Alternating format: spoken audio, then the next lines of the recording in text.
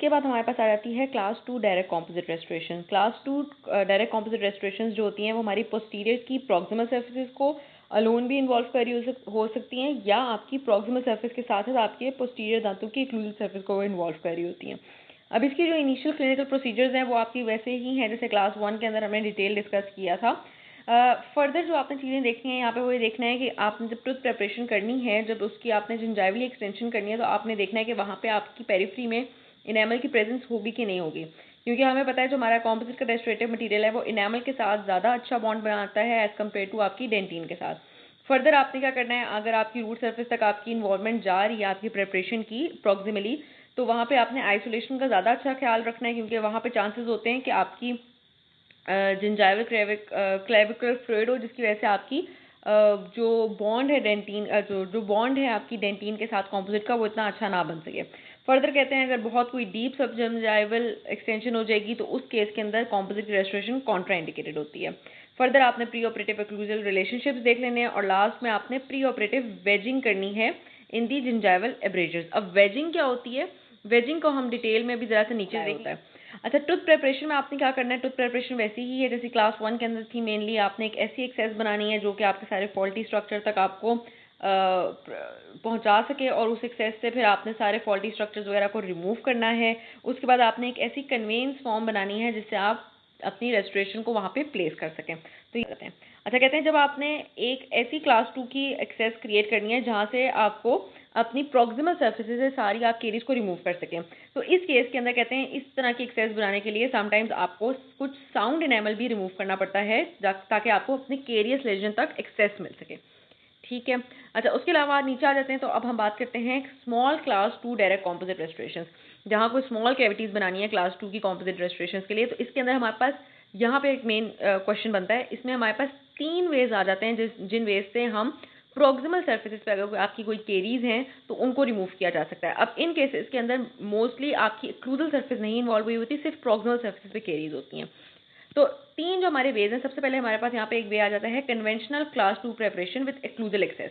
तो ये तो कन्वेंशनल तरीका है जो कि हमारे एमेलगम के अंदर भी होता है, जिसके अंदर आपने एक स्मॉल राउंड या इलोंगेटेड पियर शेप बर्ड लिया, जिसको आपने कहीं भी अपनी एक्लूजल सर्फेस से आपने शुरू करना है एंड देन आपने अपनी प्रॉक्सिमल सर्फेस पे जाना है। कहते हैं आपने अपने जो आपका जो इंस्ट्रूमेंट होगा, जो आपका बर होगा, उस parallel to the tooth long axis आपने अपने बर को रखना है और वहां से अपने सारे केरियस एंड फॉल्टी स्ट्रक्चर को आपने रिमूव करना शुरू करना है एक्लूजली, एंड देन आप प्रॉक्सिमली आएंगे। अब प्रॉक्सिमली आने के लिए कहते हैं कि आपने देख लेना है कि वहां पे सबसे पहले आपने एक वेज की प्लेसमेंट कर देनी है इंटरप्रॉक्सिमली बिटवीन टू टीथ। वेज से क्या होता है, वेज से ये होता है कि जो आपके दो दांत होते हैं उनके दरमियान में एक सेपरेशन सी क्रिएट हो जाती है, ताकि जब भी आप प्रॉक्सिमली अपने बर को एक्सटेंड करें तो जो आपका बर है वो आपके एडजेसेंट टूथ को डैमेज ना करे। तो इसलिए आपने वेज की प्लेसमेंट करनी होती है बिटवीन दी टू टीथ। अच्छा, उसके अलावा कहते हैं कि आपने कितनी पल्पल एंड एक्सियल डेप्थ जो है अपनी क्रिएट करनी है, वो डिपेंड करता है कि आपका लीजन की कितनी डेप्थ है। उसके अलावा अल्टीमेटली कहते हैं कि ये जो आपकी वॉल्स बननी चाहिए उनका जो एंगल होना चाहिए वो 90 डिग्री या 90 डिग्री से ग्रेटर होना चाहिए, यानी कि ऑप्ट्यूज एंगल जो है या आपकी प्रॉक्सिमल एक्सटेंशन की जो वॉल है वो क्रिएट कर रही होती है। अब इसके अंदर कहते हैं इसके अंदर ऑब्जेक्टिव हमारा यही होता है कि जितना भी आपका केरियस टिश्यू है उसको हम रिमूव कर दें। अब ये जो ना दिखाई हुई है 19.2 के अंदर 12 के अंदर, ये आपकी एक कन्वेंशनल प्रिपरेशन है जिसके अंदर हम जो हैं अपनी एक्लूजल सर्फेस से शुरू हुए थे। ठीक है, एक्लूजल सर्फेस से फिर हमने प्रॉक्सिमली अपने आप को एक्सटेंड किया एंड देन प्रॉक्सिमल एरिया को भी हमने यहाँ पे रिमूव किया हुआ है। अच्छा, ये हो गई हमारी फर्स्ट टाइप, ये यूक्यूज में पूछी जाती होती हैं तीनों, तो इनके हमने नेम्स अच्छे से याद करने हैं। नेक्स्ट आ जाती है हमारे पास box only tooth preparation. Box only tooth preparation के अंदर हमने अपनी एक्लूजल सर्फेस को कोई रिमूव नहीं करना होता, बल्कि सिंपली बस हमने अपनी प्रॉक्सिमल सर्फेसेस को क्लियर करना होता है जहाँ पे हमारी केरीज होती हैं। कहते हैं ये तब इंडिकेटेड होती है जहाँ पे सिर्फ आपकी प्रॉक्सिमल सर्फेस पे ही डिफेक्ट हो, यानी कि सिर्फ प्रॉक्सिमल सर्फेस पे ही कोई केरीज हो, एक्लूजल सर्फेस पे किसी किस्म का कोई लीजन प्रेजेंट ना हो। इसमें भी आपने small elongated pear shape round पर यूज करना है। इसको आपने रखना है parallel to the tooth long axis, यानी कि वैसे ही आपने बिल्कुल पैरेलली आप अपने टूथ के अंदर एंटर होना शुरू होंगे। लेकिन आप कहाँ से एंटर होना शुरू होंगे, वहाँ पे आप एक्लूजल मार्जिन से एंटर हो रहे थे, यहाँ पे आपने मार्जिनल रिज से एंटर होना है एंड देन जिंजाइवली मूव करना है, जिंजाइवल डायरेक्शन में अपने बर को हमने लेके जाना है। फिर उसके अलावा कहते हैं कि जो सेंट्रल पोर्शन होगा आपकी प्रॉक्सिमल केरीज का, आपने वहां तक पहुंचना है। अब इसकी एक्सियल डेप्थ कितनी होगी और इसकी जिंजाइवली डेप्थ कितनी होगी, ये डिपेंड करता है आपकी केरियस लेजन पे। हमें पता है इस कैविटी की कौन कौन सी वॉल्स हो जाएंगी, एक आपकी एक्सियल वॉल हो जाएगी जो कि डेंटिन की तरफ होगी, बिल्कुल perpendicular to the parallel to the tooth long axis. उसके अलावा इसकी फेशियल वॉल होगी, लिंगुअल वॉल होगी, और जो बिल्कुल बेस पे वॉल होगी उसको हम, जो बेस होगी हमारी, उसको हम जिंजाइवल वॉल कहेंगे। अच्छा, ये हो गई हमारी box only tooth preparation. Third जो इसके अंदर आ जाती है स्मॉल आपकी क्लास 2 के अंदर, वो आ जाती है फेशियल और लिंगुअल स्लॉट प्रेपरेशन। अब फेशियल और लिंगुअल स्लॉट प्रेपरेशन के अंदर जो आपकी बर की एंट्रेंस की डायरेक्शन होगी वो होगी परपेंडिकुलर टू द टूथ। अभी तक पैरेलल टू द टूथ हम मूव करा रहे थे अपने दांत, अपने बर को, और ऊपर से क्रिएशन कर रहे थे अपनी अपनी कैविटी की। अब जो हमने अपना बर रखना है वो हमने रखना है परपेंडिकुलर टू द टूथ, और इसकी जो एक्सेस ओपनिंग होगी वो या तो आप अपनी एक्सेस ओपनिंग नहीं, सॉरी, इसकी जो एक्सेस होगी टू द लेजन, या तो आप अपनी फेशियल डायरेक्शन से आ सकते हैं या लिंगुअल डायरेक्शन से आ सकते हैं। और यहाँ पे आपने मार्जिनल रिज को नहीं इन्वॉल्व करना है, यानी कि आपने ऊपर से एक्लूजली नहीं आना। इसमें भी आपने स्मॉल राउंड बर ही यूज करना है। बर को आपने एक्लूजिव जिंजाइवली सेट कर लेना है जिस पोजीशन पे आपका लेजन होगा, एंड देन आपने अपने बर की एंट्री करनी है। ये जो है नीचे दिखाया हुआ है 19.14 के अंदर, कि हम बिल्कुल ही कहाँ से एंटर हो रहे हैं, परपेंडिकुलरली प्रॉक्सिमल सर्फेस से एंटर हो रहे हैं, और वहीं से हम अपनी केरीज को रिमूव कर रहे हैं। अब इसके अंदर कहते हैं कि जितना भी पॉसिबल हो आपने फेशियल एंड लिंगुअल सर्फेस को प्रिजर्व करना है। कितनी एक्सटेंशन करेंगे एक्लूजली, फेशियल एंड जिंजाइवली, वो डिपेंड करता है कितना आपका लेजन इन्वॉल्व हुआ हुआ है यहाँ पे, कितनी ज़्यादा आपको यहाँ पे केरीज हैं। उसके अलावा कहते हैं यहाँ पे भी जो आपकी जो केवल सर्फेस मार्जिन बनेंगे सारी कैविटी के, वो या तो 90 डिग्री या 90 डिग्री से ग्रेटर होने चाहिए। और कभी भी आपको यहाँ पे इस बात का ख्याल रखना चाहिए कि कोई आपका जो मार्जिनल रिज है वो अंडरमाइन ना हो जाए। Undermining of marginal ridge means कि आपकी जो मार्जिनल रिज है इतना रिमूवल ना आप उसको एक्लूजली कर लें अपनी कैविटी का, कि जो आपके ऊपर से मार्जिनल रिज है वो अनसपोर्टेड रह जाए। जैसे इस एग्जांपल में अगर हम देखें, फॉर एग्जांपल अगर हम अपने बर को इतना एक्लूजली ले जाते हैं कि हम इतना एरिया रिमूव कर देते हैं अपना, ठीक है, तो ऊपर की जो हमारी मार्जिनल रिज रह जानी थी या अंडरमाइन हो जाती, यानी कि एक तरीके से अनसपोर्टेड रह जाती। कहते हैं अगर आपको इतना आपका टूथ स्ट्रक्चर रिमूव हो जाए तो उस केस के अंदर आपने अपनी कन्वेंशनल अप्रोच पर चले जाना है और एक्लूजिव सर्फेस से मार्जिनल रिज को खत्म करते हुए नीचे एक्सटेंड करते हुए आना है। तो ये थी हमारी 3 टाइप्स जिनके अंदर हमने small class 2 direct composite restoration की कैविटीज प्रिपेयर की। अब हमारे पास आ जाती हैं moderate to large class 2 direct composite restoration, जिसके अंदर हमारी कैविटी जो है वो आपकी एक्लूसिव सर्फेस पे भी कंप्लीट बनेगी और आपकी प्रॉक्सिमल सर्फेस पे भी कंप्लीट बनेगी, क्योंकि यहाँ पे आपकी प्रॉक्सिमल प्लस आपकी एक्लूसिव सर्फेसेस केरीज से इन्वॉल्व हैं। एक्लूसिव सर्फेस किस तरीके से प्रिपेयर होनी है वो तो कहते हैं वैसी ही होनी है जैसे हमने क्लास 1 की प्रिपरेशन पढ़ी है। मेजर टेक्निक जो यहाँ पे डिफरेंसेस आएंगे वो आपकी प्रॉक्सिमल सर्फेस को किस तरीके से रिमूव करना है उसके अंदर आएंगे। कहते हैं इनिशियली आपने अपनी प्रॉक्सिमल एक्सटेंशन क्रिएट करना शुरू करनी है टुवर्ड्स द मार्जिनल रिज। किस तरफ जाएंगे, मतलब एक्लूजल आपने जब प्रिपेयर कर ली अपनी सरफेस, तो देन आपने अपनी मार्जिनल रिज की तरफ जाना है, जिस मार्जिनल रिज की जिस प्रॉक्सिमल सरफेस की आपने रिमूवल करवाना है, आपने उस साइड की मार्जिनल रिज की तरफ जाना है। अब यहाँ पे कहते हैं जो आपकी इनिशियल पल्पल डेप्थ होगी आपने उसको मेंटेन करते हुए जाना है। यहाँ पे भी हम देखेंगे आपकी इनिशियल जो पल्पल डेप्थ होनी होती है वो वही होनी होती है जो हमने पहले पढ़ी थी, that is 0.2 mm inside the dentino enamel junction. यहाँ पे जो बार हम यूज कर रहे हैं कहते हैं नंबर 330 या नंबर 245 शेप डायमंड बार हम यहाँ पे यूज करते हैं। एंट्री किस तरीके से होगी, वही parallel to the long axis of tooth हम अपने बर को एंटर करेंगे। और ये हम केस पढ़ रहे हैं जिसके अंदर आपकी सिर्फ एक प्रॉक्सिमल सरफेस आपकी इन्वॉल्व है। तो कहते हैं जो आपकी दूसरी प्रॉक्सिमल सरफेस है जिसके अंदर केरीज नहीं है, आपने उस ऑपोजिट मार्जिनल रिज को मेंटेन करना है फॉर डेंटिनल सपोर्ट, और जो आपकी दूसरी सरफेस होगी आपने उस एरिया की मार्जिन को, प्रॉक्सिमल सरफेस को अपनी इस कैविटी के अंदर इन्वॉल्व नहीं करना। तो पर्पल फ्लोर आपका इनिशियली कितना क्रिएट हुआ, वही 0.2 into the 0.2 mm into the dentino enamel junction. फिर कहते हैं every effort should be made कि जो आपकी फेशियल लिंगुअल विड्थ हो आपकी प्रिपरेशन की एक्लूजल साइड पे वो एज नैरो एज पॉसिबल हो, ठीक है। उसके बाद कहते हैं कि जो आपका पर्पल फ्लोर होना चाहिए वो रिलेटिवली फ्लैट होना चाहिए इन फेशियल लिंगुअल प्लेन, लेकिन वो of course rise and fall करेगा इन मीजोडिस्टल प्लेन, क्योंकि हमें पता है मीजोडिस्टल प्लेन में आपका जो टूथ है वो बिल्कुल स्ट्रेट नहीं होता बल्कि इस तरीके से जा रहा होता है। तो जहां जहां आपका डेंटिनो एनामल जंक्शन जाएगा आपका बर भी उसी कर्व को फॉलो करता हुआ जाएगा। अच्छा, आप नीचे आ जाते हैं, कहते हैं फिर आपने क्या करना है, अपनी एक्लूजल एक्सटेंशन को प्रॉक्सिमल सरफेस की तरफ हम एक्सटेंड करेंगे, और जिस तरफ हम प्रॉक्सिमल सरफेस पे जैसे जैसे एक्सटेंड करते जा रहे होते हैं तो आपकी जो कैविटी है वो फेशियल लिंगुअली जरा सी वाइडेंड होने लग जाती है। अब ये चीज़ अगर हम ऊपर देखें तो इसके अंदर बड़ी अच्छे से शो, बल्कि हाँ ये इसके अंदर देखेंगे हम, तो बीच में से अगर देखें अपनी एक्लूजल सरफेस को, एक्लूजल कैविटी को, तो ज़रा सी नैरो होती है, लेकिन जैसे जैसे प्रॉक्सिमल सरफेस को जाएगी जिसको हमने इन्वॉल्व करना है तो आपकी जो कैविटी है ये फेशियल लिंगुअली क्या होने लग जाती है, वाइडेंड होने लग जाती है, ठीक है। अच्छा, आप कहते हैं आपने अपनी एक्लूजल कैविटी को इतना प्रिपेयर करना है कि अल्टीमेटली आपकी जो मार्जिनल रिज है वो सिर्फ 0.5 mm की रह जाए from the outer contour surface, यानी कि यहाँ पे जो अल्टीमेटली आपका इनेमल या आपकी जो टूथ की विड्थ रह जाए वो कितनी रह जाए, 0.5 mm रह जाए, तब जब 0.5 mm रह जाएगी तो मतलब है कि आपकी जो एक्लूजल सरफेस की जो प्रेपरेशन है वो यहाँ पे कंप्लीट हो चुकी हुई है। ठीक है। अच्छा, उसके अलावा और कुछ जो यहाँ पे बातें देखने वाली हैं वो ये हैं कि कहते हैं कि जो आपकी एक्लूजल वॉल्स होती हैं वो जनरली कन्वर्ज कर रही होती हैं occlusally because of the inverted shape of the instrument. Converge का मतलब ये है कि जो आपकी एक्लूजल कैविटी यहाँ पे ऊपर बनी है, ये अगर हम इसको देखें तो ये एक्चुअल में थोड़ी सी इसकी जो वॉल्स हैं वो ऊपर की तरफ एक्लूजली आती हुई कन्वर्ज हो रही होंगी, यानी कि ये इस तरीके से इनकी वॉल्स होंगी एक्चुअल में। ठीक है, एक्लूजल सरफेस पे थोड़ी सी कन्वर्जेंस आ रही होगी, यानी कि ऊपर वाली जो सरफेस होगी वो थोड़ी सी नैरोअर होगी एज कम्पेयर टू नीचे की जो सरफेस है। अच्छा, उसके अलावा लास्ट में हमारे पास अभी हम आपकी जो है ना आपकी जो एक्लूजल सरफेस है वो क्लास 2 के लिए यहाँ पे प्रिपेयर हो गई भी है। अब कहते हैं कि जब हमने एक्सटेंड करना है इनटू द प्रॉक्सिमल साइड, तो प्रॉक्सिमल साइड पे जाने के लिए हमने एक प्रॉक्सिमल डिच क्रिएट करनी होती है। अब ये एक इंपॉर्टेंट टर्म है, ठीक है, जो कि अगर हम क्लास 2 लिखने को आए तो हमने एक्लूसिव सरफेस प्रिपेयर करवा के सबसे पहले क्या काम किया, अपनी प्रॉक्सिमल डिच क्रिएट की। अच्छा, इसके अंदर एक और बात भी थी ऊपर जो मेंशन की हुई उन्होंने, कहते हैं आपने जो आपकी प्रॉक्सिमल एक्सटेंशन आपने करनी है उसमें कोशिश करें कि आप अबव द कॉन्टैक्ट पॉइंट ही रहें टू द एडजेसेंट टूथ। अपने कॉन्टैक्ट जो लोअर टूथ का सॉरी जो एडजेसेंट टूथ के साथ जो आपका कॉन्टैक्ट बिल्ड हो रहा होता है, कॉन्टैक्ट पॉइंट होता है, उसको इन्वॉल्व ना करें अपनी इस कैविटी के अंदर, उससे ऊपर ऊपर तक ही रहें, क्योंकि अगर आपका कॉन्टैक्ट पॉइंट जो है वो मेंटेन रहता है तो उससे आपकी जो प्रेपरेशन है वो भी ईजी हो जाती है। उसके अलावा आपकी जो मैट्रिक्स प्लेसमेंट है वो भी ईजी हो जाएगी और आपकी कंटूरिंग प्रोसीजर जो है वो भी ईजी हो जाएगा। अभी मैट्रिक्स प्लेसमेंट क्या होती है ये भी हमारी नीचे जाके आएगी। अच्छा, अभी हम देख रहे थे अपनी प्रॉक्सिमल डिच कट को। प्रॉक्सिमल डिच कट किस तरीके से क्रिएट होता है कि आपने इस तरीके से अपना जो इंस्ट्रूमेंट है का जो बर है उसको आपने बिल्कुल अपनी parallel to the marginal ridge रखना होता है, एंड देन जब वहाँ पे आप एक दफ़ा बर चलाते हैं तो आपकी जो प्रॉक्सिमल साइड होती है उसके अंदर भी आपका जो कट है वो प्रोड्यूस होने लग जाता है। अब जैसे इसके अंदर देखें तो ये आपकी carious side of proximal carious side को इन्वॉल्व कर रहा है आपके बर का ये वाला मार्जिन।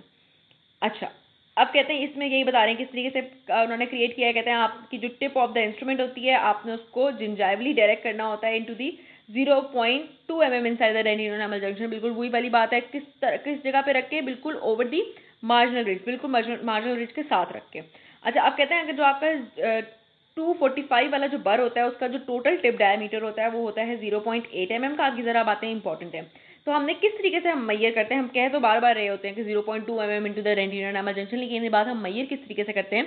कहते हैं जो आपका बर होता है उसका आपने 1/4 पोर्शन जो है इंस्ट्रूमेंट की जो टिप है अपने इस बर की वो आपने डेंटिन के अंदर इन्वॉल्व करनी होती है। तो इस जब 1/4 क्या हो जाएगा आपके 0.8 का, यानी कि 0.2 हो जाएगा। तो जब 1/4 टिप पोर्शन जो है आपकी डेंटिन के अंदर चली जाएगी तो इसका मतलब है कि आप 0.2 mm डेंटिन के अंदर चले गए हुए, यानी कि डेंटिनो एनामल जंक्शन के 0.2 mm आप इंटरनली चले गए हुए। तो ये बात उन्होंने बस दिखा दी हुई कि उसको किस तरीके से मैयर करते हैं। जब आपने एक दफ़ा डिच कट प्रोड्यूस कर लिया, देन कहते हैं आपने अपनी उस मार्जिन को लिंगुअली एंड फेशियली एक्सटेंड करना है। जैसे अगर हम साइड से देखें तो ये अगर इसकी फेशियल साइड है, ये इसकी लिंगुअल साइड है। यहाँ पे पहले आपने अपना प्रॉक्सिमल डिच क्रिएट किया था, देन आपने इसको लिंगुअली फेशियली लेके गए एंड लिंगुअली लेके गए सारी कैरियस रिलेशन को रिमूव करते हुए। अब यहाँ पे भी जो आपका केवल सरफेस मार्जिन बनेगा वो आपका 90 डिग्री का बनेगा या उससे ज़्यादा एब्ट्यूज एंगल बनेगा। फाइनली कहते हैं कि जब आपने फिर आप उसको कहाँ लेके जाएंगे, आप अपने इंस्ट्रूमेंट को जिंजाइवली लेके जाएंगे, और कहाँ तक जिंजाइवली लेके जाएंगे, जहाँ तक भी आपकी केरीज होंगी। कोशिश करनी है कि इतना जिंजाइवली ना जाएं कि आपका एक कॉन्टैक्ट पॉइंट ना इन्वॉल्व हो सके। फिर कहते हैं अगर स्टिल कोई केरीज वगैरह रह गई होंगी तो उनको आपने शार्प हैंड इंस्ट्रूमेंट से रिमूव करना है। हैंड इंस्ट्रूमेंट कौन कौन से हो सकते हैं, चिजल हो सकता है, हैचेट हो सकता है, या जिंजाइवल मार्जिन ट्रिमर हो सकता है, जिनसे आपने रिमेनिंग अपनी केरियस स्ट्रक्चर्स को रिमूव करना है। अच्छा, उसके अलावा कहते हैं कि कोई भी आपका जो रिमेनिंग प्रॉक्सिमल इनामल होगा उसको आपने इनिशियली मेंटेन करवाना है कि एक्स्ट्रा इनामल जो है वो रिमूव ना हो, जो कि आपके एडिसन टूथ का या उस दांत का कोई एक्स्ट्रा इनामल रिमूव ना हो, सिर्फ और सिर्फ उतना ही इनामल रिमूव हो जो कि केरियस था। जिंजाइवल फ्लोर की अगर हम बात करें तो जिंजाइवल फ्लोर कहते हैं एक ज़रा सा एक आपका प्रिपेयर्ड फ्लैट फ्लोर होता है जिसका केबल सरफेस मार्जिन जो है क्या होता है 90 डिग्री का एंगल का होता है। ये जो है आपका, अब ये जो पिक्चर है काफ़ी अच्छी है, इसके अंदर हम देख सकते हैं ये जो फ्लोर होता है आपका जिंजाइवल फ्लोर होता है इसके अंदर। ठीक है, उसके अलावा ये जो येलो से मैं बना रही हूँ ये आपका होता है एक्सियल वॉल, और उसके अलावा बाकी तो आपको पता है ये वाली साइड जो है इसकी ये फेशियल वॉल होगी, एंड देन ये वाली जो है ये आपकी लिंगुअल साइड होगी आपकी कैविटी। अच्छा, जिंजाइवल एक्सटेंशन कितनी है वो भी वही कहते हैं कि एज मिनिमम एज पॉसिबल आपने रखनी होती है। इनिशियल बातें बाकी इसमें कीमी है कि एक्सियल डेप्थ इनिशियली कितनी होनी चाहिए थी, वही 0.2 mm होनी चाहिए थी, लेकिन बाद में आपने कितनी कर देनी होती है, जितनी भी आपकी केरीज का आपने रिमूवल करवाना है। अच्छा, इसके अलावा कहते हैं कि अगर इस टाइम तक आपकी सारी केरीज रिमूव हो चुकी हुई हैं तो इसका मतलब है आपकी जो प्रिपरेशन है वो कंप्लीट हो गई हुई है। फर्दर कहते हैं कि सम टाइम्स आपको एक्स्ट्रा टूथ रिमूवल करना पड़ जाता है, साउंड टूथ की रिमूवल करना पड़ जाता है ताकि आपकी प्रॉपर एक्सेस बन सके जो भी हिडन केरीज रह गई हुई होती है उनको रिमूव करवाने के लिए। तो आपको समटाइम्स अपनी इनिशियल प्रिपरेशन को इनलार्ज करना पड़ता है। फिर कहते हैं कि जब आपकी एक दफ़ा केरी सारी रिमूव हो गई देन आपने देखना है कि आपकी रिमेनिंग डेंटिन थिकनेस कितनी रह गई हुई है, और अगर रिमेनिंग डेंटिन थिकनेस कम है तो हमने पर प्रोटेक्शन के लिए वही अपनी लाइनर या बेस की एप्लीकेशन करनी होती है। लास्ट में आ जाता है, कहते हैं जो कॉम्पोजिट की रिटेंशन है वो खुद ही माइक्रोकेमिकली एंड माइक्रोमैकेनिकली बिल्ड हो जाती है, किसी किस्म की सेकेंडरी प्रेपरेशन रिटेंशन फॉर्म नहीं बनानी पड़ती, कोई बेवल वगैरह इस केस के अंदर हमें क्रिएट नहीं करना पड़ता। फिर कहते हैं कि अगर किसी किस्म का कोई अनसपोर्टेड इनेमल रॉड्स अगर आपकी रह जाएंगी, बेशक वो साउंड हो, आपने उनको रिमूव करना है। अनसपोर्टेड इनेमल रॉड्स कौन सी होती हैं? जिनके नीचे इमीडिएटली नीचे डेंटिन प्रेजेंट नहीं होता, उनका हमने रिमूवल कर देना है अनसपोर्टेड इनेमल रॉड्स का, ताकि क्योंकि वो काफ़ी ज़्यादा ब्रिटल होती हैं, अगर आप उनको नहीं रिमूव करेंगे तो अल्टीमेटली फिलिंग डालने के बाद वो फ्रैक्चर कर जाएंगी, जिसकी वजह से आपकी जो फिलिंग है वो भी ज़ाया हो जाएगी। नेक्स्ट आ जाती है हमारे पास रेस्टोरेटिव टेक्निक। रेस्टोरेटिव टेक्निक में सबसे पहले हमारे पास आता है मैट्रिक्स एप्लीकेशन। मैट्रिक्स क्या होता है? मैट्रिक्स जो है आपकी जौन सी भी टूथ सरफेस हमने फिल करनी होती है उसके इंटरप्रॉक्सिमली ये एक मेटल का या प्लास्टिक का एक स्मॉल सा पीस जो है वो इंसर्ट होता है, और उससे क्या होता है, उससे जो आपकी फिलिंग मटेरियल है उसका इंसर्शन जो है वो इजी हो जाता है। दूसरा जो आपका फिलिंग मटेरियल है वो आपके प्रॉपर टूथ के कंटोर में आता है जब भी आपके दांतों के दरमियान में मैट्रिक्स प्लेस हुआ होगा। तीसरा क्या इसका फायदा आता है कि वो आपके एडिसेंट टूथ के साथ आपका फिलिंग मटेरियल जो है वो जाके अटैच नहीं हो जाता। ये कब यूज हो रहा है? मेनली जब आपने अपनी प्रॉक्सिमल फिलिंग करनी होती है। अच्छा, कहते हैं इसके अंदर आपने क्या करना होता है, इससे क्या होता है कि एक तो आपकी ये रेस्टोरेटिव मटेरियल को कन्फाइन कर देता है, मतलब ज़्यादा एक्सेस में नहीं डलता, आपका रेस्टोरेटिव मटेरियल सिर्फ उतना ही डलेगा जितनी आपकी कैविटी होती है। उसके अलावा कहते हैं ये असिस्ट करता है in developing the appropriate axial tooth contours. Of course मैंने भी आपको बताया जो आपकी ये लॉन्ग वाली सर्फेस है, पैरेलल सर्फेस टूथ की, उसके अलॉन्ग ही आ रहा होता है, तो ये आपकी जो एक्सियल टूथ सर्फेस होती है उसके कंटोर्स को प्रॉपर्ली डेवलप कराने में आपका ये मैट्रिक्स जो है वो हेल्प करता है। उसके अलावा कहते हैं ये जो मैट्रिक्स का जो कंटोर होता है वो ही आपकी रेस्टोरेटिव मटेरियल को प्रॉपर कंटोर और प्रॉपर पोजीशन दे रहा होता है। तो यानी कि जो आपका मैट्रिक्स है वो आपकी फिलिंग मटेरियल को प्रॉपर पोजीशन में भी रखेगा और प्रॉपर कंटोर भी प्रोवाइड करेगा।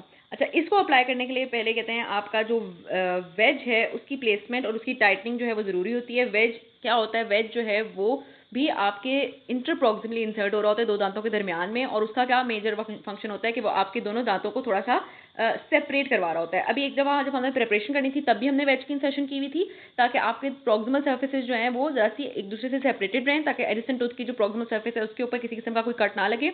जब आपने फिलिंग करनी है तब भी आपकी वेज की प्लेसमेंट ज़रूरी है, ताकि आपका एक तो टूथ सेपरेशन आ जाएगी जिससे आपका मैट्रिक्स प्लेसमेंट ईजी हो जाएगी।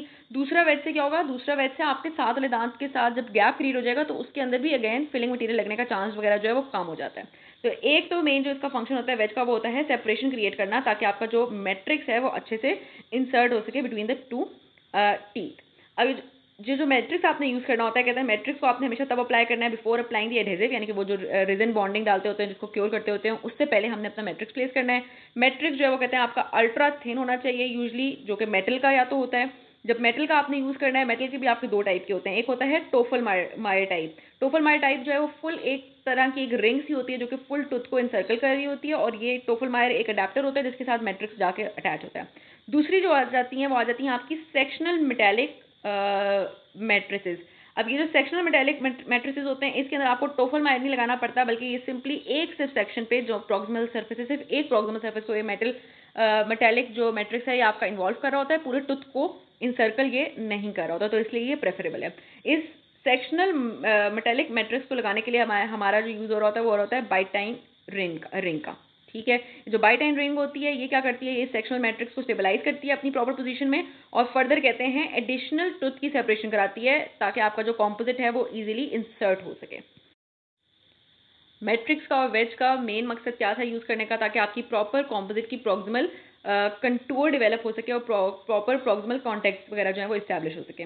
उसके अलावा कहते हैं जब भी आपकी बोथ प्रॉक्सिमल सर्फेसेस इन्वॉल्व होंगी तो ऑफकोर्स आपने टोफल मायर रिटेनर को ही प्रेफर करना है, क्योंकि टोफल मायर का मैंने आपको बताया वो आपके 360 में फुल टूथ को कवर कर रहा होता है, तो वो आपकी दोनों प्रॉक्सिमल सर्फेसेस को कवर कर लेगा जब आपने टोफल मायर वाले रिटेनर को यूज़ करेंगे। ठीक है, अब इसमें भी आपने अल्ट्रा थिन मेटल मैट्रिक्स को ही यूज़ करना है। नेक्स्ट आ जाते हैं हमारे पास रोल ऑफ वेजेस। अब ये भी इंपॉर्टेंट है, यूक्यू में पूछ सकते हैं, मैट्रिक्स एप्लीकेशन के रोल्स भी पूछ सकते हैं, यानी कि फंक्शन भी पूछ सकते हैं, और वेजेस के भी फंक्शन पूछ सकते हैं। मैट्रिक्स जो होता है, सॉरी, जो मैट्रिक्स होता है वो कहते हैं यूजली आपने एक्सटेंड कराना होता है अपनी कैविटी के, जो आपने कैविटी प्रिपेयर की है उसके 1 mm जिंजाइवली एंड 1 mm आपने एक्लूजली, यानी कि जो भी आपकी, फॉर एग्जांपल ये प्रॉक्सिमल सरफेस पे इतनी कैविटी थी आपकी, ठीक है, और ये आपका टूथ था, तो आपने अपना जो मैट्रिक्स प्लेस करेंगे उसको 1 mm नीचे तक और 1 mm एटलीस्ट आपने अपनी एक्लूसिव सरफेस के ऊपर तक लेके जाना होता है। ठीक है, अच्छा, उसके अलावा कहते हैं कि जो आपका मैट्रिक्स प्लेसमेंट होगी वो आपकी सब जिंजाइवली ना चली जाए, इसलिए हमने अपनी मैट्रिक्स की बेस पे एक वेज प्लेस किया हुआ होता है। ठीक है, अगर आपका जो मैट्रिक्स है वो सब जिंजाइवली चला जाएगा तो चांसेस होते हैं कि आपकी जो फिलिंग है वो भी सब जिंजाइवली चली जाए, तो इसलिए हमने बेस पे क्या अप्लाई किया हुआ होता है, एक वेज अप्लाई किया हुआ होता है। अब ये जो दिखाया हुआ है ये एक तो बाई टाई रिंग है, ठीक है, ये जो प्लास्टिक की भी दिखा रहे हैं और स्टील की भी दिखा रहे हैं, उसके दरमियान में ये जो अगर स्टील का जो इसके अंदर नजर आ रहा है ना, ये स्टील का, ये सेक्शनल मैट्रिक्स बैंड है, सही। और इसके भी बेस पे अगर देखें तो कहीं पे ये पिंक कलर का, कहीं पे ये ब्राउन कलर का जो एक वायर सी नहीं, एक लंबी सी लाइन नजर आ रही है, ये क्या है, ये आपका एक्चुअल में वेज होता है, जो कि आपके इंटरप्रॉक्सिमली जिंजाइवली इंसर्ट हुआ होता है दो दांतों के दरमियान में, ताकि उनको सेपरेट करवाए। अच्छा, फर्दर क्या क्या यूजेस हो जाते हैं वेज के, वो कहते हैं एक तो आपके मैट्रिक्स को होल्ड करके रखता है अपनी पोजीशन पे, फर्दर कहता है आपके टूथ की सेपरेशन प्रोवाइड करता है, और कहता है प्रिवेंट कराता है कि जिंजाइवल ओवरहैंगिंग कॉम्पोजिट की ना चली जाए, मतलब कॉम्पोजिट अगर आप ऊपर से ऐड कर रहे हैं तो वो जिंजाइवली ना चला जाए। ठीक है, तो ये मेजर फंक्शंस जो हैं वो होते हैं हमारे वेज प्लेसमेंट के। अच्छा, उसके अलावा भी हमने ऊपर क्या देखा था, ऊपर देखा था कि वो आपके मैट्रिक्स को सब जिंजाइवली नहीं जाने देता, तो ये भी इसका एक इंपॉर्टेंट यूज आ जाएगा। अच्छा, किस किस टाइप के हमारे पास वेजेस अवेलेबल होते हैं, कहते हैं एक होता है एनाटॉमिकली ट्रायंगुलर शेप्ड वेज, ठीक है, उसके अलावा हमारे पास वुडन वेज भी अवेलेबल होते हैं, जो हम वेज वाला चैप्टर पढ़ेंगे उसमें डिटेल में देखते होते हैं ये चीज़ें। अच्छा, उसके अलावा कहते हैं जो पोस्टीरियर रेस्ट्रिक्शन जब भी आपने प्लेस करनी है, तो जो आपका वेज होगा उसको आपने कोशिश करनी है ज़्यादा लार्जर ना हो, अगर बहुत ज़्यादा लार्ज होगा तो उससे क्या हो जाएगा, उससे ये होगा कि आपकी जो प्रॉपर प्लेसमेंट हो जाएगी आपकी फिलिंग मटीरियल की, वो थोड़ी सी मुश्किल हो जाएगी। अच्छा, उसके अलावा कहते हैं कि ये जो भी आपने अप्रोच रखनी है वेज को प्लेस करने की, वो लिंगुअल अप्रोच रखनी है, यानी कि लिंगुअल साइड से आपने अपने वेज को इंसर्ट कराना है। इंसर्ट कराने के लिए कहते हैं अगर आपने पहले रबर डैम लगाया हुआ है तो आप रबर डैम को थोड़ा नीचे की तरफ स्ट्रेच करेंगे एंड देन अपने वेज को आप इंसर्ट कराएंगे। अच्छा, उसके अलावा आ जाती है placement of the adhesive. Placement of the adhesive वो ये जो हमने क्लास 1 में पढ़ी थी, रिजन डाला और उसको हमने क्योर कर दिया। नेक्स्ट आ जाती है insertion and light activation of composite. अब इसमें कहते हैं कि जब आपने प्रॉक्सिमल सर्फेस को रिस्टोर करना है तो आप, अगर आपकी एक्लूजल प्लस प्रॉक्सिमल सर्फेस दोनों इन्वॉल्व हैं, तो पहले आपने अपनी प्रॉक्सिमल सर्फेस को फिलिंग करनी है, फिर आपने अपनी ग्रिल सरफेस की फिलिंग करनी है। अब ये भी आपने किस तरीके से करनी होती है, इंक्रीमेंटली करनी होती है, ताकि आपकी क्योरिंग पोटेंशियल जो है वो प्रॉपर रहे और वो जो पॉलीमराइजेशन श्रिंकेज के नेगेटिव इफेक्ट्स आने होते हैं वो रिड्यूस हो जाए। किस तरह से इंक्रीमेंट्स में आप डालते हैं, कहते हैं आपने 3 मेनली इंक्रीमेंट्स में अपनी प्रॉक्सिमल बॉक्स को फिल करना होता है। पहली इंक्रीमेंट जो है वो आप फुल अपनी जिंजाइवली डालेंगे अपनी बेस के ऊपर टूथ की, ठीक है। सेकेंड इंक्रीमेंट जो आप डालेंगे, अच्छा, अब ये जो बेस के ऊपर डालनी है इसको या तो आप अपनी फेशियल साइड पे एक्सटेंड करा सकते हैं थोड़ा सा, या इसको अपनी लिंगुअल साइड पे एक्सटेंड करा सकते हैं थोड़ा सा, ठीक है। बेस के साथ थोड़ी सी एक्सटेंशन फेशली या लिंगुअली दे सकते हैं, किसी एक साइड पे दे सकते हैं। नेक्स्ट जो होगी, नेक्स्ट को आपने फिलिंग करनी है, नेक्स्ट जो इंक्रीमेंट डालनी है उसको भी आपने अपनी फर्स्ट इंक्रीमेंट के ऊपर डाल देना है। जब कहते हैं आपकी जब सेकंड इंक्रीमेंट पूरी हो जाएगी तो उससे कितना टूथ आपका टोटली फुल हो चुका हुआ होगा, आपका ऑलमोस्ट 2/3 जो प्रॉक्सिमल बॉक्स होगा वो फिल हो गया होगा। लास्ट में जो अपनी थर्ड इंक्रीमेंट डालेंगे वो आपकी क्रूजल सरफेस वाली इंक्रीमेंट होगी, मतलब एक क्रूजल सरफेस तक आपकी प्रॉक्सिमल सरफेस अब कंप्लीट हो जाएगी आपकी जब थर्ड इंक्रीमेंट आएगी, ठीक है। सेकंड इंक्रीमेंट से क्या हुआ, ऑलमोस्ट 2/3 ऑफ द बॉक्स जो है वो कंप्लीटली फिल हो गया। अब जो भी इंक्रीमेंट डालनी है कहते हैं उसको आपने नो मोर देन 2 mm से ज़्यादा थिक नहीं होनी चाहिए, ताकि सारी जो डेप्थ है इंक्रीमेंट है वो सही से क्योर हो सके। उसके अलावा कहते हैं जब भी आपने फाइनल इंक्रीमेंट डालनी है उसको आपने कहाँ तक डालना है, अपने प्रॉक्सिमल सर्फेस का जहाँ तक बॉक्स जा रहा है वहाँ तक डालना है, और उसके अलावा उससे आपने अपनी मार्जिनल रिज को कंप्लीट करना है।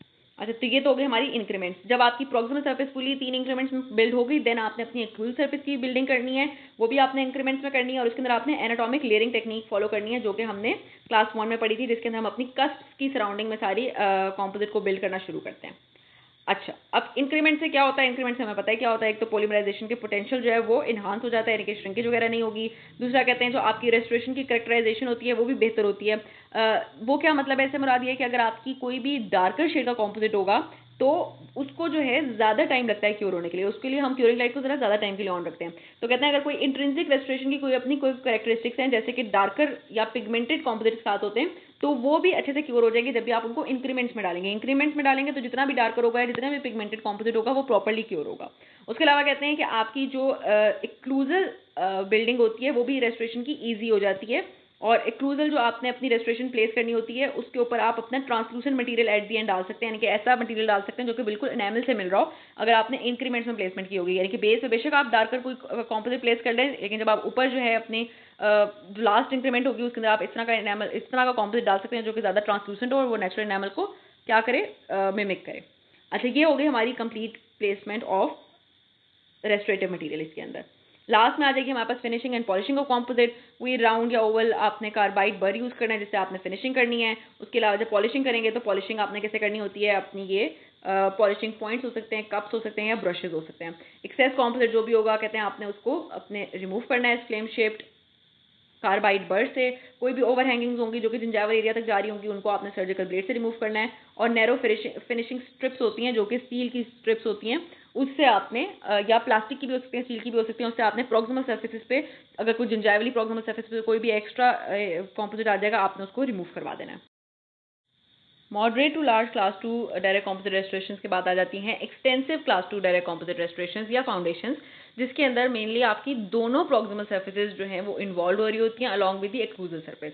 कहते हैं यूजली तो इतनी बड़ी कॉम्पोजिट रेस्टोरेशन जो है वो इंडिकेटेड नहीं होती। इस केस के अंदर हमें इनडायरेक्ट रेस्टोरेशन ही लगानी होती हैं जैसे कि क्राउन्स या ऑनलेज। लेकिन अगर इकोनॉमिक फैक्टर्स हैं जिसके अंदर पेशेंट वो ऑनलेज और क्राउन्स नहीं अफोर्ड कर सकता तो उस केस में हम कॉम्पोजिट से ही सारा जो टूथ है वो बिल्ड करेंगे।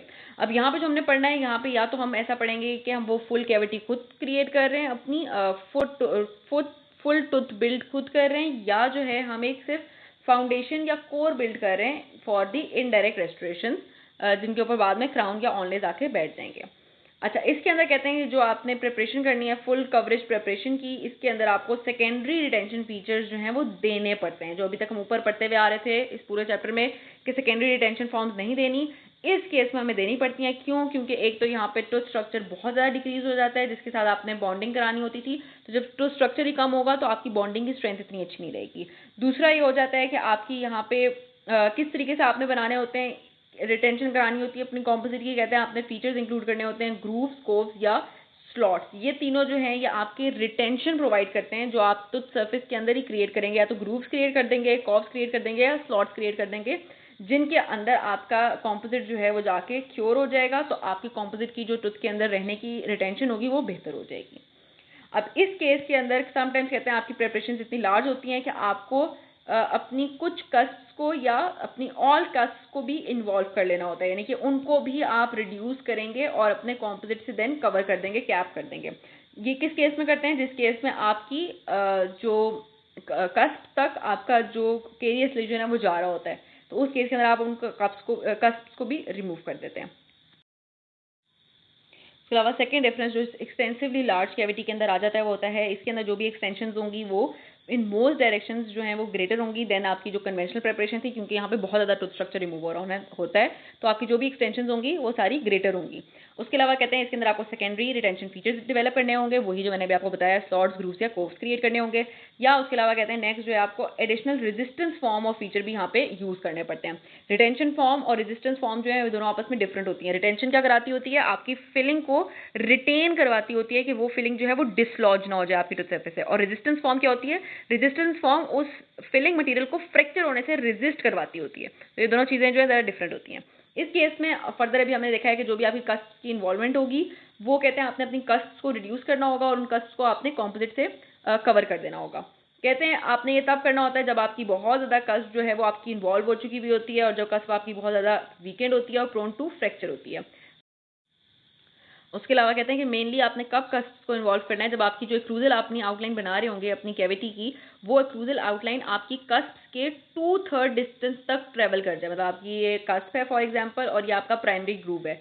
अब यहाँ पे आप अपनी सारी कैविटी को, सारी केरीज को रिमूव करते हुए जा रहे हैं और केरीज जो है वो आपकी 2/3 ऑफ द कस्ट रीजन तक पहुँच जाएं, तो उस केस के अंदर आपने फिर फुल अपनी कस्ट को ही रिड्यूस कर लेना होता है और वहाँ पे अपने कॉम्पोजिट से बिल्ड करना होता है अपनी कस्ट को। अच्छा, टूथ प्रिपरेशन के अंदर जो है हम ज़्यादा डिटेल में नहीं जाएंगे क्योंकि वही वाली बातें बार बार यहाँ पे रिपीट हो रही होती हैं। वही आपने इलोंगेटेड शेप बर अपना लिया, आपने सेंट्रल ग्रूव से स्टार्ट किया और अपनी कस्प पर प्रोमिनेंसेस तक गए, जौन सी भी आपने कस्प को इन्वॉल्व करना था। इनिशियल डेप्थ आपने वही 0.2 mm into the dentino enamel junction ही रखी। अब यहाँ पे कहते हैं कि जिस भी कस्प को आपने रिड्यूस करना है और कवर करना है, उस कस्प के अंदर आपने पहले अपने रोटरी इंस्ट्रूमेंट से सेवरल डेप्थ कट्स बनाने होते हैं। डेप्थ कट्स क्या होते हैं? वो जैसे हमने वहाँ पे प्रॉक्सिमल डिच बनाई थी वैसे ही ऑलमोस्ट डेप्थ कट होती है। यहाँ पे अगर आपकी फॉर एग्जांपल ये कस्प है तो आपने स्ट्रेट अपने अपने इंस्ट्रूमेंट को यहाँ पे पहले रखेंगे और अपने इस कस्प के अंदर एक डेप्थ कट बनाना शुरू करेंगे, लैटरली मूव कराते हुए अपने इंस्ट्रूमेंट को। अगर तो कहते हैं आपकी कस्प बहुत कोई इनलार्ज्ड है, बड़ी कस्प है, तो आपको एक से ज़्यादा डेप्थ कट्स भी उसके अंदर बनाने पड़ेंगे। डेप्थ कट्स क्या है वो यहाँ पे बताया हुआ है। अपने इंस्ट्रूमेंट को आपने पैरेलल टू दी कस्प पर लाइन रखना है और अपने उस इंस्ट्रूमेंट को 1.5 to 2 mm deep into the cusp लेके जाना है, ठीक है। उसके अलावा कहते हैं जितनी भी अगर लार्जर कस्प होगी मल्टीपल डेप्थ कट्स बनाएंगे और उन अल्टीमेटली उन सारे डेप्थ कट्स को ज्वाइन कर देंगे और इस तरीके से आपने फुल अपनी कस्प की जो हाइट है उसको रिड्यूस करेंगे जब एक दफ़ा आप सारी डेप्थ कट्स को ज्वाइन कर चुके होंगे। नेक्स्ट आपने प्रॉक्सिमल बॉक्सेस क्रिएट करने हैं, वैसे ही जैसे अभी हमने ऊपर अपने प्रॉक्सिमल बॉक्सेस क्रिएट किए थे, ठीक है। अब ये यहाँ पे दिखा रहे हैं कि किस तरीके से एक कस्प इन्वॉल्व हो रही है। इस केस में देखो तो ये वाली जो कस्प है ये एक बिल्कुल ही अनसपोर्टेड सी कस्प रह गई हुई थी। अगर इसको हम छोड़ देते तो इसको हमने इस केस में इन्वॉल्व कर लिया हुआ यानी कि रिड्यूस्ड कर लिया हुआ है। अच्छा, रिटेंशन फॉर्म जो है वो किस फॉर्म में है वो मैंने अभी डिस्कस किया आपके साथ। ग्रूव्स, कर्व्स या स्लॉट्स आप प्लेस करेंगे इनटू द डेंटिन, जिससे आपको फर्दर जो है डेंटिनल सपोर्ट मिल जाएगी अपनी इस कॉम्पोजिट को। उसके अलावा कहते हैं इस केस में आपको बेवल्स भी क्रिएट करने पड़ेंगे अपनी इनेमल के अंदर। बेवल्स जो हैं वो एडिशनल आपको रिटेंशन फॉर्म प्रोवाइड करते हैं, ठीक है। अच्छा, रिटेंशन फॉर्म जो है वो कहते हैं जब आपने फाउंडेशन बिल्ड करनी है तब भी आपने रिटेंशन फॉर्म जो है वो क्रिएट करनी है into the dentino enamel junction at least 1 mm into the dentin. अब ये क्या बात है, फाउंडेशन हम तब बना रहे होते हैं जब हमने ऊपर कोई क्राउन या ऑनले लगा देना होता है। जैसे इस केस के अंदर ये जो पर्पल से इन्होंने बिल्ड किया हुआ है ये एक कॉम्पोजिट से सिर्फ फाउंडेशन बिल्ड की हुई है। तो अब इसके अंदर ये देखो तो जो डेंटिन के अंदर ये जो एक्सटेंशन यहाँ पे की हुई है ना इन्होंने, ये आपकी एक्चुअल में दरअसल आपकी रिटेंशन फॉर्म्स हैं। ये डेंटिन के अंदर इन्होंने अपने कॉम्पोजिट को इंसर्ट कराया हुआ है इन दी फॉर्म ऑफ बेशक ग्रूव कराया हुआ, डेंटिन के अंदर ग्रूव क्रिएट किया होगा और उसके अंदर अपने कॉम्पोजिट को फ्लो करवा दिया हुआ है ताकि ये जो आपकी जो फाउंडेशन बने इसकी स्ट्रेंथ अच्छी हो और इसके ऊपर क्राउन आ सके। अच्छा, उसके अलावा रेस्टोरेटिव टेक्निक आ जाती है। रेस्टोरेटिव टेक्निक वही है, आपने 1 to 2 mm की इंक्रीमेंट्स में अपने कॉम्पोजिट की प्लेसमेंट शुरू करनी है। इसको मैं डिटेल में नहीं पढ़ी क्योंकि सारी बातें हमने ऑलरेडी वही वाली बातें रिपीट हो रही होती हैं। अच्छा, यहाँ पे एक एडिशनल चीज़ आ जाती है जो कि कहते हैं रोल ऑफ सेल्फ एक्टिवेटेड या डुअल एक्टिवेटेड कॉम्पोजिट रीजन। अब सेल्फ एक्टिवेटेड या डुअल एक्टिवेटेड कॉम्पोजिट रीजन क्या होता है? अभी तक जो हम पढ़ते आ रहे थे वो सिर्फ लाइट एक्टिवेटेड कॉम्पोजिट रीजन था, यानी कि आप कॉम्पोजिट अप्लाई करते थे देन उसको आप लाइट एक्टिवेट करते थे। उसके अलावा आप कुछ ऐसे कॉम्पोजिट भी आ गए हुए हैं जो कि सेल्फ एक्टिवेटी हो जाएंगे। उनके अंदर जो है एक कंपाउंड प्रेजेंट होता है जिसको हम कहते हैं टर्शरी अमाइन, जो कि एक एक्टिवेटर होता है और वो जो आपका जो कॉम्पोजिट होता है वो खुद ही से अप्लाई करने के बाद खुद ही एक्टिवेट होकर सेट हो जाता है, ठीक है। डुअल एक्टिवेटेड क्या होता है? जिसके अंदर थोड़ा बहुत ये कंपाउंड एक्टिवेटर भी प्रेजेंट हो, यानी कि वो खुद भी सेट होगा और उसको आप ऊपर से लाइट क्योर भी करते हैं। तो जब इस तरह की बहुत लार्ज कॉम्पोजिट की फाउंडेशन बिल्ड होनी होती हैं तो उस केस में हम ये वाले अपनी कॉम्पोजिट यूज़ करते हैं ताकि आपको इंक्रीमेंट्स में बार बार ऐड करके उनको क्योर ना करना पड़े। अच्छा, फर्दर कहते हैं कि ये जब आपने टेक्निक इस्तेमाल करनी है तो सम टाइम्स आपने जो एडहेसिव इस्तेमाल करना है अपना, जो यानी कि जो रिजन लगाते हैं स्टार्ट में क्योर करते हैं जिसको आप बाद में, तो इस रिजन को, इस बॉन्डिंग को आपने बड़े सिलेक्टिवली सेलेक्ट करना है क्योंकि कुछ एडहेसिव सिस्टम के जो रिजन्स होते हैं उनके अंदर एसिडिक मोनोमर होता है जो आपका एक्टिवेटर जो टर्शरी अमाइन होता है जिसने आपके कॉम्पोजिट की सेल्फ क्योरिंग करानी थी, ये जो एसिडिक मोनोमर होता है ये उस टर्शरी अमाइन की डीएक्टिवेशन कर देता है एक तरीके से, ठीक है। कहते हैं ये जो होता है एसिडिक मोनोमर ये उन एक्टिवेटर को स्कैवेंज कर लेता है, यानी कि उस एक्टिवेटर को एक तरीके से डीएक्टिवेट कर देता है, जिसकी वजह से इनसाइड ऑफ द कॉम्पोजिट जो है वो सही से पॉलीमराइज नहीं हो पाती, सही से खुद ही से क्योर नहीं हो पाती। तो इस केस के अंदर कहते हैं आपको अपना एक केमिकल कैटलिस्ट ऐड करना पड़ता है अपने उस लाइट क्योर एडहेसिव रिजन के अंदर ताकि वो आपका ये जो एक्टिवेटर को जो स्कैवेंज कर रहा था उस वो वाली एक्टिविटी जो है वो यहाँ पे ना हो। अब हमारे पास आ जाती है क्लास 3 डायरेक्ट कॉम्पोजिट रेस्टोरेशन जो कि इंटीरियर्स की प्रॉक्सिमल सर्फेसिस को इन्वॉल्व कर रही होती है। इनिशियल क्लिनिकल प्रोसीजर्स वही हैं, एनेस्थीसिया अप्लाई किया for patient comfort and decreasing the salivary flow. उसके अलावा अपने एक्लूजल असेसमेंट अपनी कर ली ताकि पोस्ट ऑपरेटिवली वही एक्लूजन क्रिएट हो। कॉम्पोजिट शेड सेलेक्ट किया टूथ को ड्राई करने से पहले। उसके अलावा अपनी एक्सेस कैविटी इस तरीके की क्रिएट की कि जहाँ पे आपने अपनी आइसोलेशन क्रिएट की टू फैसिलिटेट एक्सेस, ताकि आइसोलेशन होगी देन ही आप अपनी प्रॉपर एक्सेस बना सकेंगे। लास्ट में कहते हैं आपने प्रॉक्सिमल कॉन्टैक्ट एरियाज को सेपरेट करने के लिए आपने वहाँ पे वेज की प्लेसमेंट करनी है, ताकि आपकी जो प्रॉक्सिमल सर्फेसेज हैं उनका हम प्रॉपर्ली टूथ स्ट्रक्चर रिमूव कर सकें केरियस, एंड देन अपने कॉम्पोजिट वगैरह को प्लेस कर सकें। टूथ प्रिपरेशन में वही आपने ऑब्टेनिंग एक्सेस लेंगे अपने डिफेक्टिव स्ट्रक्चर तक, डिफेक्टिव स्ट्रक्चर को रिमूव करेंगे और at the end convenience form बनाएंगे जिसके अंदर हम अपनी रेस्टोरेशन को ऐड कर सकें। इस केस में जो सबसे इंपॉर्टेंट चीज़ हमें अच्छे से याद करनी है वो ये है कि हमने इनेमल बेवल हमेशा कोशिश करनी है क्रिएट करें अपनी फेशियल केवो सरफेस मार्जिन के ऊपर। इनेमल बेवल क्या होता है, एक थोड़ा सा अपने इंस्ट्रूमेंट को टिल्ट करके एक एक्स्ट्रा सरफेस जो है हम इनेमल की एक्सपोज करा रहे होते हैं। उससे क्या होता है, कहते हैं एक तो इससे colour gradient gradual colour transition आता है between the filling material and the tooth structure, क्योंकि वो एक इस तरीके का आपका एक स्ट्रक्चर बन जाता है बेवल, जिससे आपका एक इस तरीके का कर्व बन रहा होगा, जिससे अगर आप अंदर वाली एरिया में फिलिंग डालेंगे और ऊपर वाला एरिया आपका अगर अपने टूथ का होगा तो वो इतना जो ग्रेजुअल चेंज है वो जो चेंज है वो ज़रा सा ग्रेजुअली आता है, जिसकी वजह से वो इतना जो चेंज है वो पता नहीं लगता। फर्दर बेवल का क्या मकसद होता है, बेवल जो है वो आपकी रिटेंशन प्रोवाइड करता है आपके कॉम्पोजिट को। उसके अलावा कहते हैं कि sometimes creating an access अपनी प्रॉपर डिफेक्ट तक पहुंचने के लिए आपको कुछ साउंड इनेमल का भी रिमूवल करना पड़ जाता होता है इसके अंदर। अच्छा, नेक्स्ट आ जाए तो कहते हैं जो आपकी क्लास 3 कॉम्पोजिट रेस्टोरेशन होती हैं वो मेनली किस तरीके से रिटेन हो रही होती हैं टूथ के साथ, वो मेनली या तो आपकी बॉन्डिंग के साथ रिटेन हो रही होती हैं, जो mechanical micro mechanical bonding create होगी। उसके अलावा यहाँ पे आपको एडिशनल रिटेंशन फीचर्स अगर चाहिए होते हैं तो वो किस फॉर्म में आपको मिलते हैं, मेनली इनेमल बेवल की फॉर्म में आपको एडिशनल क्या मिल जाते हैं, रिटेंशन फॉर्म मिल जाती होती है। अब यहाँ पे जो मोस्ट इंपॉर्टेंट चीज़ नीचे आने लगी है वो है इसकी कि इस प्रॉक्सिमल एंटीरियर्स की प्रॉक्सिमल सर्फेस को हम अप्रोच किस तरीके से करें, फेशियल साइड से करें या लिंगुअल साइड से करें, इसके ऊपर एक क्वेश्चन भी बनता होता है। तो ये वाला पॉइंट बड़े अच्छे से पढ़ने वाला है इसके अंदर। मेनली क्लास 3 का सबसे इंपॉर्टेंट पॉइंट याद करने वाला बस यही है। अब फेशियल और लिंगुअल अप्रोच दोनों यूज़ की जा सकती हैं, लेकिन कहते हैं जो लिंगुअल अप्रोच होती है वो ज़्यादा प्रेफरेबल होती है। क्यों? इसलिए क्योंकि कहते हैं कि इसका एडवांटेज क्या होता है, कहते हैं एक तो जब आप फेशियल अप्रोच से अपने एनामल को अपनी इस प्रॉक्सिमल सरफेस को आप अप्रोच करेंगे तो आपकी जो एस्थेटिक्स होती हैं वो थोड़ी सी वो क्या हो जाती हैं, थोड़ी सी कॉम्प्रोमाइज़ हो जाती हैं, क्योंकि ऑफ कोर्स आपकी फेशियल सरफेस से अगर दांत जो है थोड़ा सा कैविटेटेड हो जाएगा तो आपकी जो एस्थेटिक्स हैं वो थोड़ी सी रिड्यूस हो जाती हैं। तो इसलिए लिंगुअल साइड से अप्रोच करना प्रेफरेबल है। उसके अलावा कहते हैं कि जो शेड मैचिंग होती है वो इतनी क्रिटिकल नहीं होती। अगर आपकी लिंगुअल साइड पे थोड़ा सा डिफरेंट शेड का भी कॉम्पोजिट ऐड हो जाता है तो उससे आपकी जो एस्थेटिक्स हैं वो इतनी कॉम्प्रोमाइज़ नहीं होती। थर्ड ये आ जाता है कि अगर आपकी जो रेस्टोरेशन है उसकी डिस्कलरेशन या डिटोरिएशन हो जाती है विद टाइम, तो वो भी इतनी ज़्यादा विजिबल नहीं होती लिंगुअल साइड से। तो ये 3 हो गए हमारे लिंगुअल साइड के से अप्रोच करने के एडवांटेजेस। उसके अलावा लिंगुअल साइड से कब नहीं अप्रोच करना चाहिए, लिंगुअल साइड से तब अप्रोच नहीं करना चाहिए जब कहते हैं कि आपका जो केरियस लीजन है वो प्रेजेंट ही ज़्यादा फेशियली है, प्रॉक्सिमली भी ज़्यादा फेशियल साइड पे अगर आपका लीजन पड़ा हुआ है तो अगर आप लिंगुअल साइड से अप्रोच करेंगे तो आप बहुत ज़्यादा टूथ का स्ट्रक्चर रिमूव कर देंगे, जिसकी वजह से आपकी जो कैविटी है वो इतनी कंजर्वेटिव नहीं बन सकेगी। तो उस केस में आपने फेशियली ही अपने स्ट्रक्चर को रिमूव करना शुरू करना है। उसके अलावा कहते हैं अगर आपके टीथ जो है वो इरेगुलरली अलाइंड है, मेल अलाइन टीथ हैं जिनके अंदर फेशियल एक्सेस जो है वो ज़्यादा ईजी है, ज़्यादा उसके अंदर कहते हैं कंजर्वेटिवली टूथ रिमूव हो सकेगा, तो आपने फेशियल अप्रोच अपनी अप्लाई करनी है। थर्ड कहते हैं अगर आपकी जो केरीज हैं वो इतनी एक्सटेंड हो रही है कि वो फेशियल सर्फेस तक आ रही हैं, ठीक है, तो उस केस में भी अगर फेशियल सर्फेस तक केरीज आ चुकी हुई है तो उस केस में भी फेशियली ही हम अपनी इस प्रॉक्सिमल सरफेस को इन्वॉल्व करवाएंगे। लास्टली कहते हैं अगर कोई आपकी और ऑलरेडी कोई रेस्टोरेशन वहाँ पे प्लेस हुई हुई है जो कि फेशियल अप्रोच से प्लेस हुई हुई है और उसको अगर आपने रिप्लेस करना है तो उसको रिप्लेस करने के लिए भी आप अपनी फेशियल अप्रोच रखेंगे और उस केरीज को रिमूव करेंगे। यहाँ दिखाया हुआ है आपकी प्रॉक्सिमल सरफेस पे टूथ की केरीज हैं, इसको या तो हम लिंगुअल साइड से अप्रोच कर सकते हैं जैसे कि सी में दिखा रहे हैं, या फेशियल साइड से अप्रोच कर सकते हैं जैसे कि यहाँ पे ई या डी में दिखा रहे हैं। दोनों साइड से अप्रोच किया जा सकता है। प्रेफरेबल कौन सी है, लिंगुअल है, लिंगुअल के एडवांटेजेस क्या हैं और लिंगुअल के कॉन्ट्रा इंडिकेशंस क्या हैं और फेशियल कब से करनी है, ये जो है इसके ऊपर सारे क्वेश्चंस बना करते होते हैं यहाँ पे। अब यहाँ पर टूथ प्रिपरेशन की थोड़ी सी टेक्निक आ जाएगी। कहते हैं आपने अपनी लिंगुअल अप्रोच अगर यूज़ करनी है तो आपने अपने राउंड कार्बाइड बर को आप यूज़ करेंगे। पॉइंट ऑफ एंट्री जो है वो आपने पहले डिटरमिन कर लेनी है। इंसाइजर जिंजाइवली, ये आपकी इंसाइजल साइड है, ये जिंजाइवल साइड है। किस एग्जैक्टली आपने एरिया से एंटर होना है इंसाइजर जिंजाइवली वो आपने डिटरमिन कर लिया।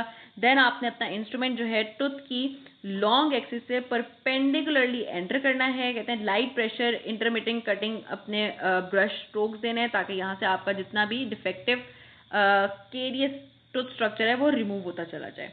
उसके अलावा कहते हैं सेम इंस्ट्रूमेंट को आपने यूज़ करना है टू इनलार्ज और एक्सेस ओपनिंग, यानी कि पहले ये तो आपका इनिशियल आप पेनिट्रेट कर रहे थे, उसके बाद इनिशियल पेनिट्रेशन के बाद आपने उस इंस्ट्रूमेंट से अपनी एक्सेस कैविटी को, एक्सेस ओपनिंग को सॉरी इनलार्ज करना है, ताकि जितना भी रिमेनिंग केरियस टिश्यू है उसको आप कंप्लीटली रिमूव करा सकें। और जब आप उस एक्सेस कैविटी को इनलार्ज कर लेंगे तो आपका रिमूवल जो है वो भी ईजी हो जाएगा, और एट दी एंड आपका insertion of the restorative material यानी कि आपके फिलिंग डालना जो है वो भी ईजी हो जाएगा। कहते हैं आपने जब भी बर को एंटर करना होता है तो बर को बिल्कुल स्ट्रेट जो है वो अपनी प्रॉक्सिमल सर्फेस में एंटर नहीं करना जैसे सी में दिखाया हुआ है यहाँ पे, बल्कि आपने उसको ज़रा सा कर्व करके ज़रा सा एक एंगल पे करके एंटर करना है, ताकि आपका जो स्ट्रक्चर का जो रिमूवल है वो प्रॉपरली हो सके। और एक्स्ट्रा ये जैसे कि इस केस में देखो तो यहाँ पे आपका एक्स्ट्रा इनामल यहाँ पे रिमूव हो रहा था, ठीक है, ऊपर जैसे कि कम हो इनामल रिमूव हो रहा है जब भी आप उसको एक ज़रा से एंगल पे करके अपने बर को एंटर करेंगे। अच्छा, उसके अलावा नेक्स्ट आ जाए तो कहते हैं ये जो आपकी प्रेपरेशन वॉल्स बनेगी may not be as divergent from the axial wall.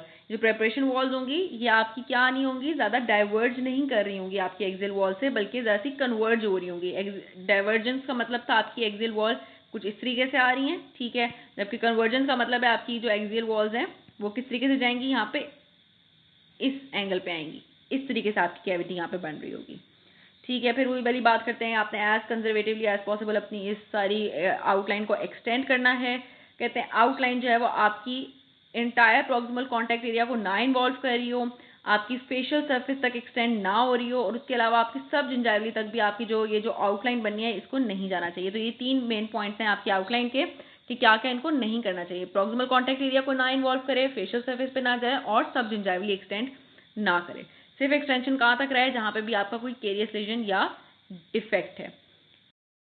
उसके अलावा कहते हैं कि अगर जो आपकी प्रेपरेशन आउटलाइन है उस वो जो है रूट से जिंजाइवली चली जाती है तो वहाँ पे जो जिंजाइवल फ्लोर का जो केवल सरफेस मार्जिन होगा वो 90 डिग्री होगा, और वहाँ पे जो डेप्थ होनी चाहिए जिंजाइवो एक्सियल लाइन एंगल की, it should not be more than 0.75 mm at the initial tooth preparation. इसका क्या मतलब है, इसका मतलब ये है कि अगर हम इमेजिन करें कि ये जो है आपकी एक्सियल वॉल है टूथ प्रेपरेशन की, और ये जो है आपकी जिंजाइवल बेस है जो कि कहाँ तक चली गई है, आपकी रूट सरफेस तक चली गई है। एक तो यहाँ पे जो एंगल बनेगा केवल सरफेस मार्जिन का वो 90 डिग्री का बनना चाहिए। दूसरा ये है कि ये जितनी आपकी रूट सरफेस पे जो एक्सटेंशन होगी वो इनिशियली आपकी कितनी होनी चाहिए, इनिशियली 0.75 mm से ज़्यादा नहीं होनी चाहिए इनटू द रूट सरफेस। हम इमेजिन कर रहे हैं कि ये आपकी रूट सरफेस के अंदर आपकी जो एक्सटेंशन होगी, फॉर एग्जाम्पल अगर वहाँ पे केरीज हैं प्रॉक्सिमल साइड से तो वो इतनी ही होनी चाहिए, इससे ज़्यादा नहीं होनी चाहिए।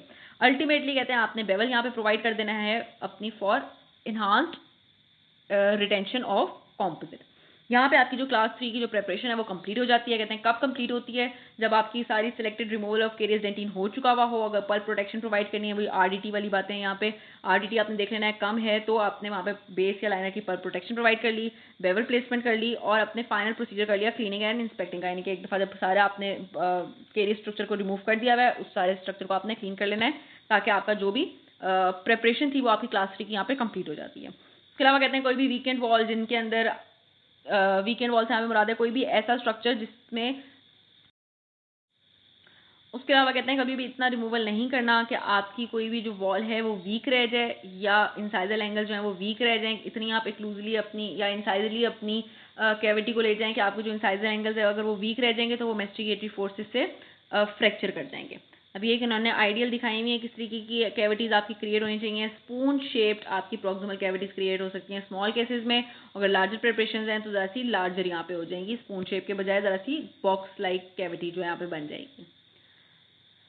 अच्छा, जब कहते हैं आपकी जितनी लार्जर प्रेपरेशन होगी उतनी ज़्यादा आपको एडिशनल बेवलिंग रिक्वायर्ड होगी to enhance your retention. Bevelling किससे क्रिएट करनी है, कहते हैं फ्लेम शेप आपका इंस्ट्रूमेंट होगा जो कि बेवल क्रिएट करेगा।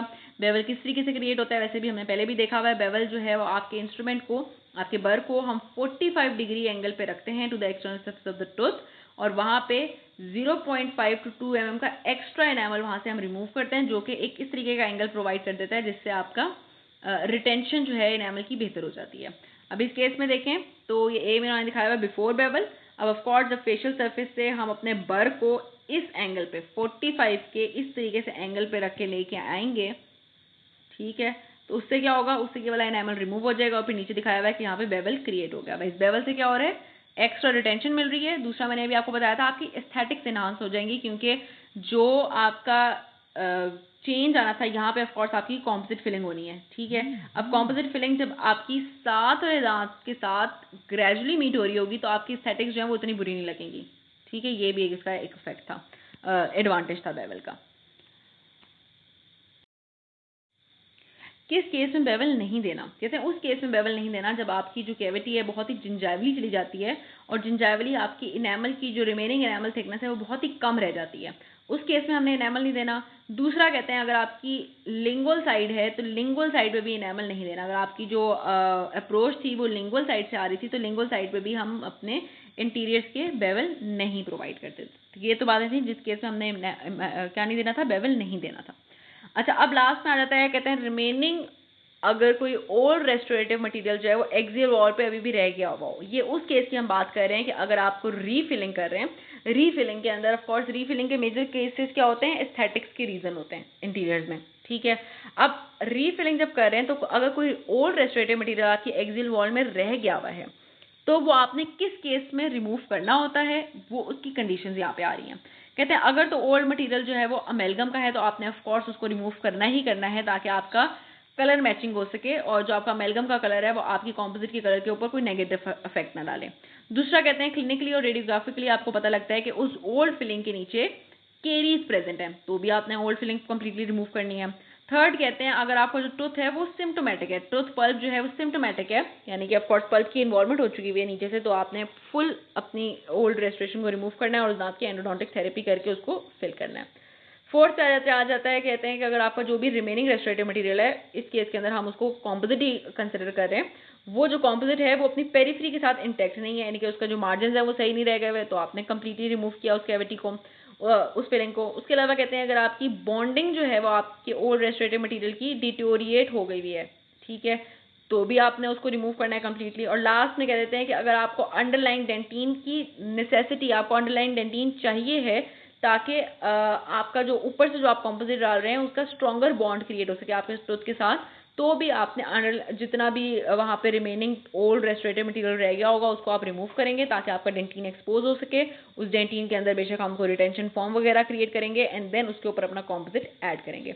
तो इन सब केसेस के अंदर आपने अपने ओल्ड रेस्टोरेटिव मटेरियल को रिमूव करना होता है, बाकी सब कंडीशंस में हम अपने ओल्ड रेस्टोरेटिव मटेरियल को अपने टूथ के अंदर रहने दे सकते हैं। ये भी एक इंपॉर्टेंट पॉइंट्स थे जो कि आपके क्वेश्चन में आपसे पूछे जा सकते हैं कि किस केस के अंदर हमने अपने ओल्ड रेस्टोरेटिव मटेरियल्स को रिमूव करना होता है अपनी एक्सियल वॉल से।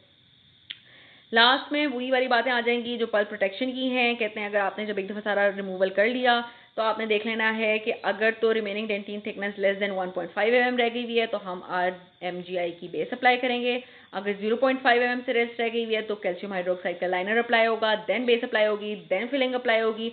और अगर तो आपका पल्प एक्सपोज हो चुका है तो कैल्शियम हाइड्रोक्साइड या MTA की डायरेक्ट पल्प कैपिंग होगी जिसके ऊपर RMGI की बेस अप्लाई होगी एंड देन आपका कॉम्पोजिट ऐड होगा।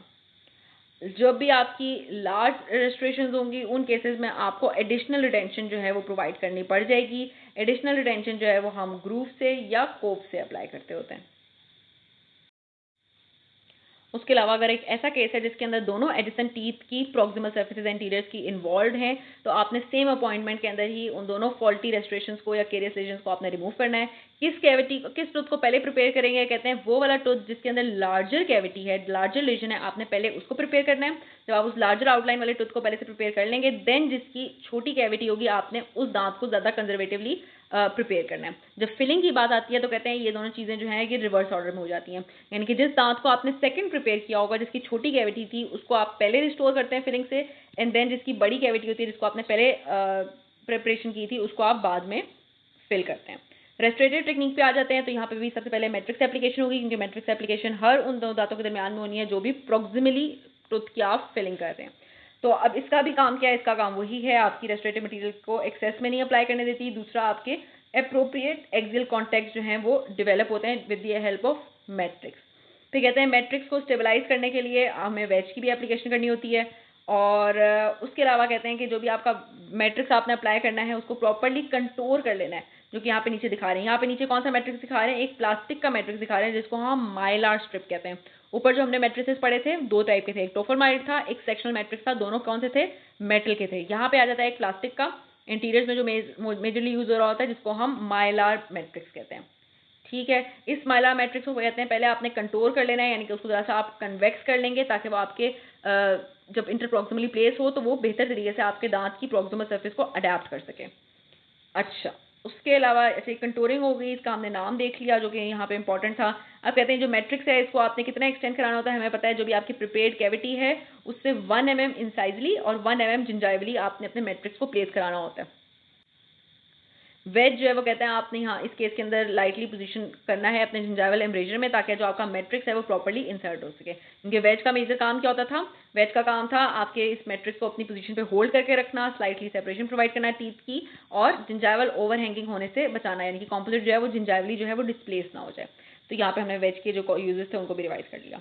अच्छा, वेज कौन सा है, वही ट्रायंगुलर शेप वेज है। वेज की जो प्लेसमेंट है वो आप नंबर 110 प्लायर से जो है वो वेज को इंटरप्रॉक्सिमली प्लेस करते हैं।